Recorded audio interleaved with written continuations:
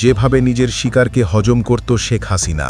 হাসিনার পথে যাকে কাঁটা মনে হতো তাকেই সাদা পোশাকে তুলে নিয়ে মাথায় গুলি করে মেরে ফেলা হতো। এরপর মৃতদেহ সিমেন্টের ব্যাগের সাথে বেঁধে নদীতে ফেলে দেওয়া হতো, যেন সেটি ডুবে যায়। এছাড়া হত্যার পর রেল লাইনে লাশ ফেলে রাখা হতো, যাতে ট্রেনের চাপায় লাশটি ছিন্ন বিচ্ছিন্ন হয়ে যায়। মহাসড়কে চলন্ত গাড়ির সামনে ফেলে দেওয়ার মতো ঘটনারও প্রমাণ পেয়েছে গুম কমিশন।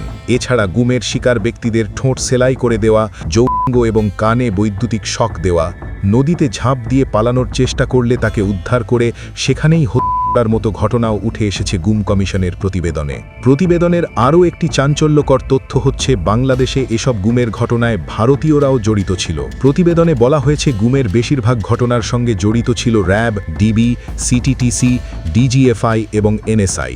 গুমের শিকার ব্যক্তিদের জড়িতদের অনেকেই জানতেন না তারা কাকে হত্যা করছেন, অথবা এই হত্যার কারণ কি, কেনই বা এই হত্যাকাণ্ড ঘটানো হচ্ছে।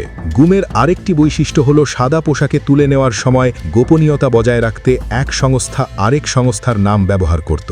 যেমন ডিবি পুলিশ নিজেদের র্যাব পরিচয় দিত, আর র্যাব নিজেদের ডিজিএফআই বলে দাবি করত। একটি বাহিনী তুলে নিয়ে অন্য বাহিনীর কাছে বন্দী রাখত, আর তৃতীয় বাহিনী হত্যা বা মুক্তির দায়িত্ব নিত। এতে গুমের শিকারদের জীবিত পাওয়া গেলেও কারা তুলে নিয়েছিল তা শনাক্ত করা কঠিন হয়ে পড়ত। এমন সুপরিকল্পিতভাবেই শেখ হাসিনা তার শিকারকে হজম করে ফেলত। অপহরণগুলো সাধারণত রাতে ঘটত। ভিকটিমকে বাড়ি বা রাস্তা থেকে জোরপূর্বক গাড়িতে তুলে নেওয়া হতো।